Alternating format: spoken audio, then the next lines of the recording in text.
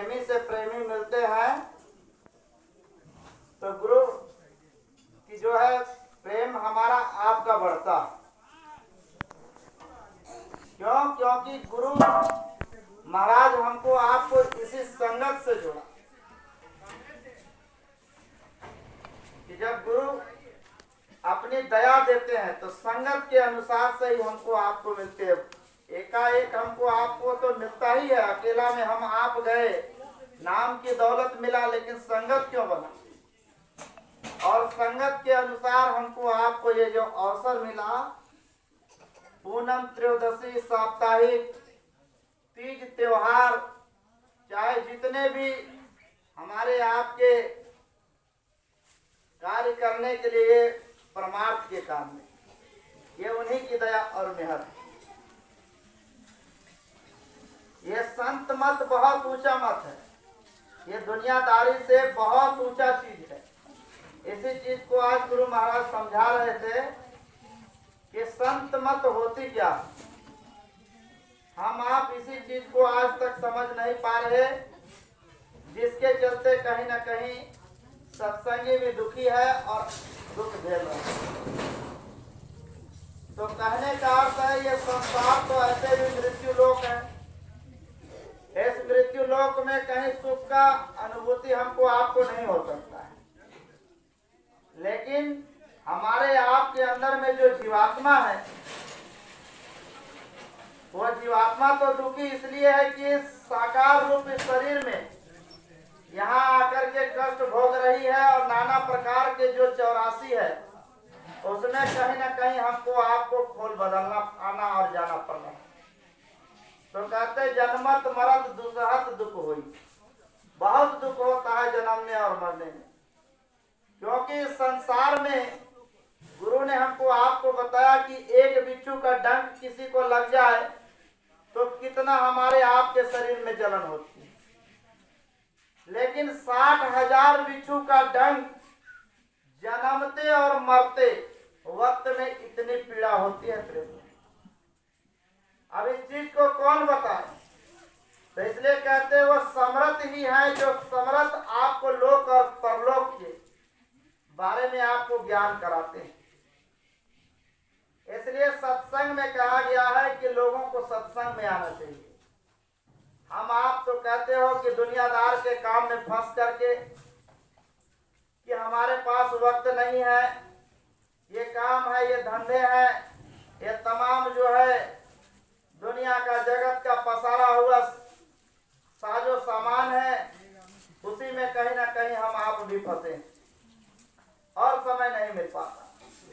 लेकिन गुरु महाराज ने आज कहा कि देखो आज ये पूर्णिमा का अवसर है, ये हम और आपका जो एक दूसरे का मिलन और ये गुरु की चर्चा करने का जो मौका मिला, ये अवसर, ये हमारे आपके जीवन में आज के बाद फिर दोबारा नहीं मिल सकता। क्यों नहीं मिल सकता? क्योंकि आज का दिन 4 तारीख, ये दिसंबर का महीना और 2025 का साल, क्या ये दोबारा कभी घूम के आएगा? तो ये गुरु की दया और कृपा ही है तो हमको और आपको मौका मिला। हो सकता है इसी बीच में हमारा आपका जो दर्शन पर्सन हो, आने वाला समय में इस जगह पर फिर से इकट्ठा हो, लेकिन ये संसार है, फिर कहीं संसार में फंस जाए, फिर आने का मौका ना मिला। हो सकता है श्वासों की पूंजी है, कभी शरीर छूट जाए। तो कहते हैं ये सत्संग में आना बड़ा ही सौभाग्य उस गुरु और उस प्रभु की कृपा से ही हम आप आ पाते। इसलिए सबसे पहले सत्संगी को तो संकल्पित भाव बनाना चाहिए। संकल्प किस चीज का संकल्प? अपने गुरु के प्रति प्रेम प्रीत का जो है संकल्प। और हमारा आपका गुरु से प्रीत नहीं होने के कारण ही हम आप भी दुख झेल रहे हैं इस संसार में। प्रेमियों,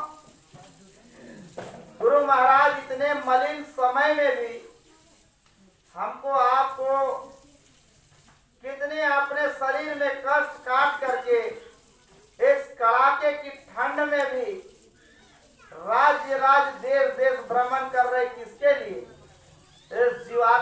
बचाने के लिए। यानी आने वाला समय बहुत कहर भरा पड़ा है।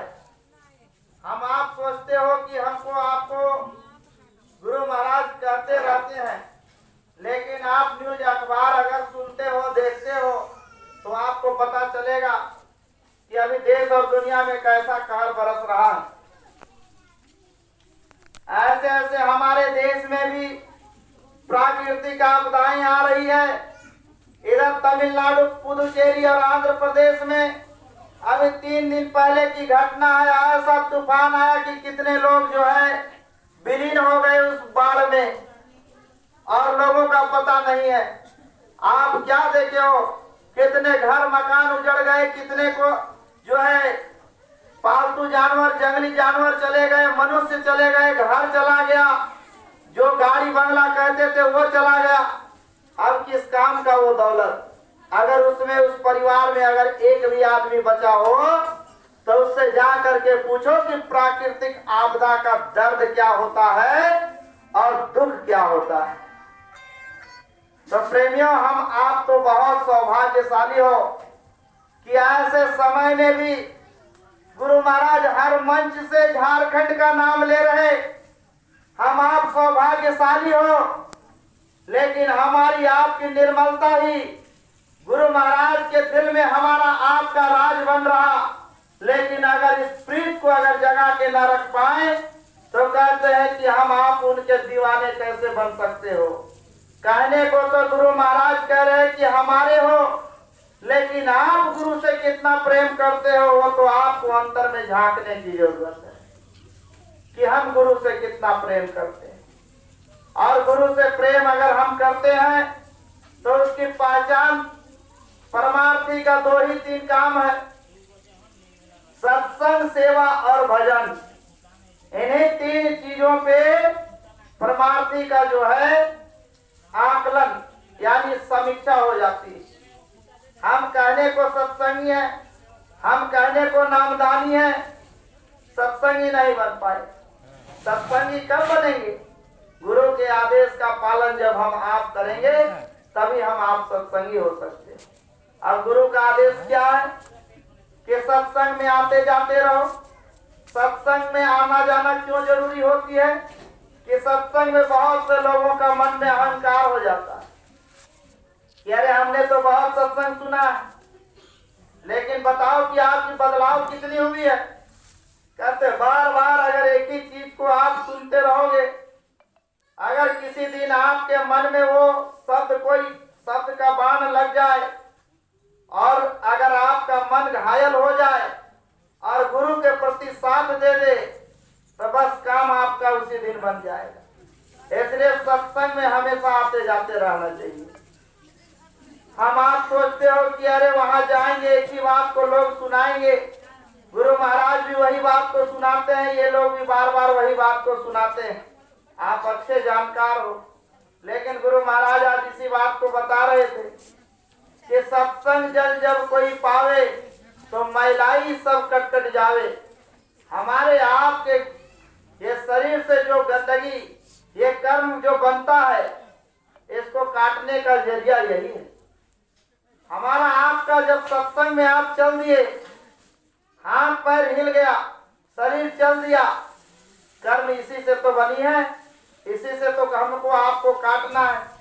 अगर गुरु के परमार्थ में अगर आपने धन लगा दिया, धन तो शुद्ध हो जाती है, धन बढ़ जाती है, लेकिन तन मन और धन तीनों चीज को जब हम आप लगाते हो तभी हमारा आपका पूरा संकल्प पूरा होता है। इसलिए हमको आपको संकल्पित भाव से गुरु के काम करने के लिए तत्परता दिखाना चाहिए और समय आ चुका है।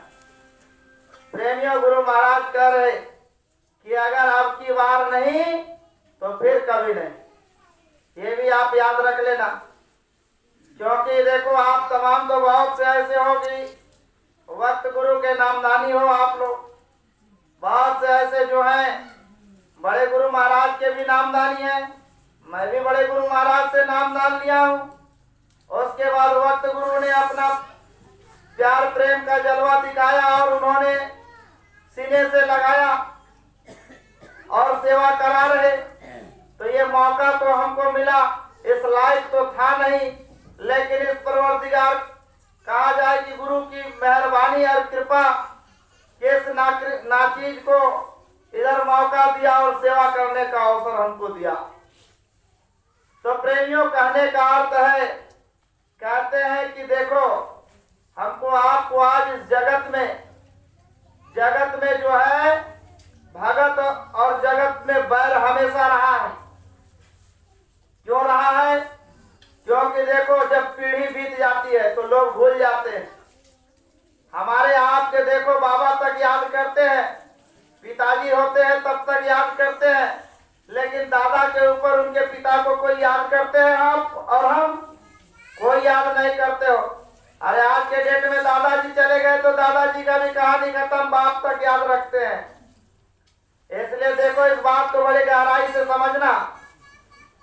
देखो बड़े गुरु महाराज ने इस जय गुरुदेव नाम को जगाया और वही काम होता हुआ आज वक्त गुरु ने आज इस बीड़ा को संभाले हैं और तब तक देखो ये काम हो रहा। और आप भी जानते हो कि देखो गुरु महाराज के जाने के बाद 81 गद्दी बन गई और गद्दी की लड़ाई में धन दौलत शोहरत के नाम पे जो है गुरु को लोग भूल गए और गुरु को ही नहीं भूला। आज दादा गुरु का बताओ कि लोग कहने को तो कहते हैं, लेकिन दादा गुरु को कितने लोग याद करते हैं? बताओ, हम आप में से ही कितने लोग याद करते हो? तो वो तो भूल जाओ। अब वक्त गुरु कहते हैं जिन्होंने नाम की दौलत को जगाया, ये जय गुरुदेव नाम को जगाया, उसको हम आप याद कर रहे हो। उनका स्मारक चिन्ह बन रहा बाबल में। ये दुनिया याद करेगी, भविष्य याद करेगा। ये मंदिर मठ और मस्जिद से कुछ होता जाता नहीं। गुरु महाराज भी कहते हैं ये याद और चिन्ह के लिए बनाया जाता है, काम तो होता है। वक्त गुरु जो होते हैं उनके सामने रह करके अगर अपनी जीवात्मा को जगा लो, उस नाम रूपी दौलत से कमाई अपनी अगर कर लो, कंज रूप में अगर दर्शन दीदार अगर इनका हो जाए, तो हम आप समझ लेना कि ये जीवन हमारा आपका धन्य हो गया। नहीं तो ये जीवन व्यर्थ चला जाएगा अगर इनकी पहचान न हो पाई। आने वाला समय जो होगा वो समर्थ गुरु आपसे प्रेम करेंगे नहीं करेंगे इसकी क्या गारंटी है? लेकिन वक्त गुरु ने हमको आपको सीने से लगाया। अगर लगाया ना होता तो बताओ कि आपको बार बार याद करा करके ये काम कराते कि देखो समय समय पर कह रहे कि साधना शिविर लगाओ, साधना शिविर लगाओ। आने वाला समय बहुत विनाशकारी है। अभी आपने कोरोना क्या देखा? अरे कोरोना तो एक ट्रेलर था, इससे फिल्म अभी बाकी है। अभी आप क्या जानते हो मंजर? अभी हमने पता किया। देखो जो गुरु के सामने रह करके गुरु महाराज ने कहा कि देखो संगत का जो धन खाते हो, आप जानते हो मुट्ठी चुटकी आज लेकर के आए हो।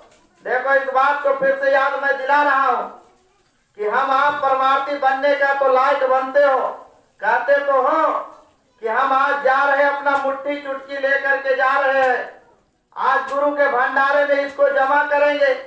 लेकिन आशा क्या है? मुट्ठी भर चुटकी तो लेकर के कितने महीनों का, 15 दिन का, 10 दिन का जो भी आप जमा करते हो, लेकिन आशा लेकर के आए हो, 1-2 नहीं 10-20 लेकर के आए हो कि गुरु महाराज हमारा थोड़ा कमर का दर्द भी ठीक हो जाए, गुरु महाराज थोड़ा बरकत भी मिल जाए, बच्चा भी पढ़ ले, नौकरी भी मिल जाए, घर बना रहे मकान भी बन जाए, दुकान भी चल जाए। यानी सब इच्छा लेकर के गुरु के पास आए हो और गुरु महाराज को माथा टेक करके उनसे मांगोगे, दोगे मुट्ठी भर और खोजोगे इतना, तो हमको आपको देने वाला ये देव तो है नहीं। कहा ही गया हम आप कहते हो जय गुरुदेव। यानी देव किसको कहा जाता? जो देने वाले होते हैं। लोग भी देते हैं और परलोक भी देते हैं, उन्हीं को कहा जाता है देव और उन्हीं को कहा जाता है सत्पुरुष। इसलिए ये सत्पुरुष के पास हम आप जब आते हो, ये त्योहार मनाने के लिए, ये जश्न हमको आपको मनाना चाहिए। सत्संग का जश्न है, सत्संग की गंगा का बयार बह रहा, इसमें हमको आपको डुबकी और गोता लगाने की जरूरत है। लेकिन हमारी आपकी बुद्धिमत्ता इतनी समय के अनुसार, खान पान के अनुसार इतनी खराब होती चली जा रही है, संग का असर पड़ता चला जा रहा, जिससे कि सत्संगियों में भेद होता चला जा रहा। मनभेद तो भूल जाओ, मतभेद हो रहा। लोग इतने अपने जिंदगी में हो गए हैं कि गुरु को ही भूल गए। गुरु महाराज कहे कि अरे गुरु महाराज के समय में जब लोग आते थे तो इच्छा लेकर के आते थे, और बताओ आज के समय पर किसका इच्छा पूरा ना हुआ हो? ऐसा कोई आदमी हो? तो कहा कि सही बात है। एक बात बता देता हूँ। एक बार की बात है, बड़े गुरु महाराज के पास जब अधिकारी पदाधिकारी रहा करते थे, उनसे इच्छा करते थे कि हमारा बच्चा अच्छा स्कूल कॉलेज में पढ़ करके अच्छा नौकरी डिग्री को प्राप्त कर ले। और इस प्रकार से जब इच्छा जाहिर किए, आज वैसे अधिकारियों के बच्चे बड़े बड़े संस्थान में, बड़े बड़े अच्छे ओहदे में, IAS IPS से लेकर के बड़े बड़े अधिकारी बन गए। लेकिन गुरु महाराज कहे बताओ वो किस काम का? अरे गुरु महाराज ने तो तुझको दिया, गुरु ने तो सोचा कि ये बच्चा हमारा काम करेगा आगे चल करके, लेकिन बताओ आज के समय में तुमने गुरु से तो मांग करके ले लिया, लेकिन गुरु के काम के लिए तुम्हारे बच्चे के पास समय नहीं। वो कहते हैं हमारे पास समय नहीं, उनको परमात्मा से आप जोड़ नहीं पाए। यानी सही कहा गया। दुनियादारी को क्या कहा जाए? हमारे आपके भी बच्चे देखो, अभी नाम ध्वनि के लिए कहो तो लोग नाम ध्वनि में नहीं बैठते। अगर किसी प्रकार से बिठाओ मारपीट करके भी 10-5 मिनट बैठते हैं, और इससे जो है हम आप उनको परमात्मा में जोड़ नहीं पा रहे हो। तो आगे चल करके बताओ, गुरु महाराज ने जो कहा कलयुग में कलयुग जाएगा और कलयुग में सतयुग आएगा, तो कैसे इसकी व्यवस्था बदलाव होगी बताओ? तो गुरु महाराज तो कहे चंडी सवार है सबके मस्तक में, और वो तैयार खड़ा है, कलयुग जाने के लिए भी तैयार है। और गुरु महाराज कहे कि चुटकी बजाते हुए यहाँ सतयुग लग जाएगा। लेकिन जब कहते हैं कुर्सी की लड़ाई होती है और गद्दी की जब लड़ाई होती है, तो देखो कितना घमासान मचता है, कितनी प्राकृतिक आपदाएं आती है, दुख और तकलीफ झेलना पड़ता है। इस संसार का भी नियम है कि देखो आप एक छोटे से जो निकृष्ट धन को पाने के लिए भाई में खून का प्यासा बन जाता है। धन और दौलत जिसको कि एक दिन छोड़ करके हमको आपको इस संसार से जाना है, लेकिन एक इंच एक बीता जमीन के लिए एक दूसरे जो एक माँ के पेट से जन्म लेता है, वही भाई एक दूसरे के खून का प्यासा बन जाता है।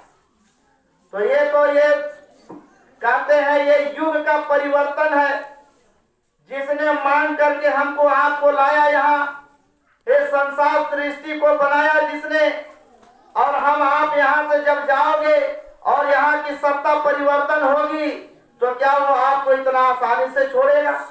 इसी के लिए गुरु महाराज कहे कि कचुम्बर निकल जाएगा। किसका? अरे जो परमार्थी नहीं होंगे उनका। अब कहोगे हम तो गुरु महाराज के नामदानी हैं। हम आप कहते हैं कि हम तो गुरु महाराज के नामदानी हैं। बहुत से ऐसे नामदानी हैं, गुरु के नाम का नाम को लिया, नाम को जप रहे, कहने को गुरु महाराज का, और जा करके संग दोष उनको लग गया। बहुत से ऐसा शिकायत अभी मिल रही है कि कहते हैं कि हम सत्संगी हैं, जहाँ गए वहीं खा पी लिए। बहुत से ऐसे है, बता देना चाहता हूँ, इस रास्ते पर रह करके शराबी और कबाबी तो कभी जीवन में मत बनना, नहीं तो सबकी सजा माफ हो जाएगी, और ये दो चीज की माफी कभी नहीं हो सकती है इस रास्ते पर।